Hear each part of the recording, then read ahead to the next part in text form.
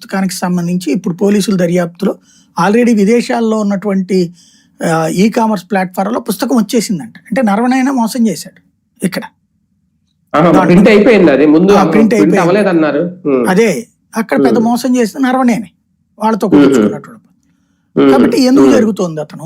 అతను రకంగా రెబల్ లాగా తయారు కావడానికి రెడీ అవుతున్నాడా అది చెక్ చేసుకోవాలి వీళ్ళు. రాహుల్ గాంధీని తిట్టడం కాదు, నరవణేనేమో ఇంటర్వ్యూల్లోనేమో మాకు పూర్తి స్వేచ్ఛ ఇచ్చానన్నాడు, ఇక్కడ వచ్చేటప్పటికి డిఫరెన్స్ గా మాట్లాడుతున్నాడు. దాన్ని నా లోపాలు చెక్ చేసుకోండి. అదే నరవణే ఒక్క గజం భూమి కూడా కోల్పోలేదని చెప్పాడు, నో డౌట్ అందులో. కానీ అతను ఫీల్ అవుతున్నది ఏంది? పూర్తి స్వేచ్ఛ ఇవ్వడం తప్పు అంటున్నాడు. అది అపరిపక్వత అతన్ని.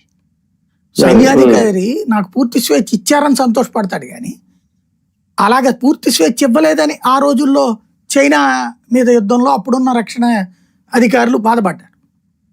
ఇప్పుడు పూర్తి స్వేచ్ఛ ఇస్తే నేనేం చేయలేకపోయాను, ఇదే నేను ఒక్కసారిగా కంగారు పడ్డాను, ఒంటరి అయిపోయానంటే అమాయకత్వం, అది తెలివి తక్కువ. అది క్రాస్ చెక్ చేసుకోవాలి ప్రభుత్వం. దాని మీద రాహుల్ తిట్టాల్సిన అవసరం లేదు, రాహుల్ లేదు అనర్హత ఇవన్నీ అనవసరం నన్ను అడిగితే. అంటే లోక్సభ సాక్షిగా మోడీ మీద కేంద్ర ప్రభుత్వం మీద ఆయన చేసిన ఆరోపణలు నిరూపించుకోవాల్సిన బాధ్యత లేదా ఈయన మీద రాహుల్ గాంధీ? ఏముంది అందులో? ఆయన నిరూపించేదే ఉంది, ఆయన ఆరోపించాడు కాదని మీరు నిరూపించుకోండి, అంతేగాని అంటే అమెరికాకు తాకట్టు పెట్టేశారు భారతదేశం, అయ్యి తప్పే ఉంది. ఇప్పుడు వీళ్ళు అనలేదేంటి ఇంతకుముందు వాణిజ్య ఒప్పందాల విషయంలో? ముందు వీళ్ళు కూడా అనేవాళ్ళు కదా.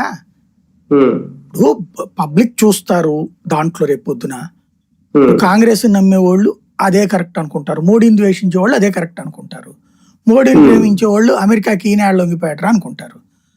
ఎవరిని మార్చేస్తావు నువ్వు? రేపు పొద్దున్న 4 రోజులు పోయాక నీకు ఇక్కడ మంచిగా జరిగింది అనుకోండి, దీని ద్వారా తక్కువ రేట్లకి సరుకులు వస్తున్నాయి అనుకోండి, మోడీని హర్షిస్తారు.